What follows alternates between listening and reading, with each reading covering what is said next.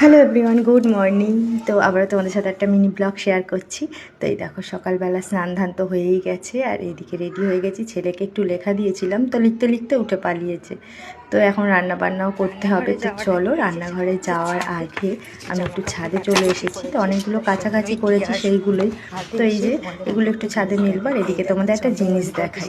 এই দেখো চন্দ্রমল্লিকা ছোট ছোট কুড়ি বেরিয়েছে, এগুলো আগের বছরের চারা। আর এদিকে মোটামুটি আমার জামা কাপড়গুলো মেলা হয়ে গেছে।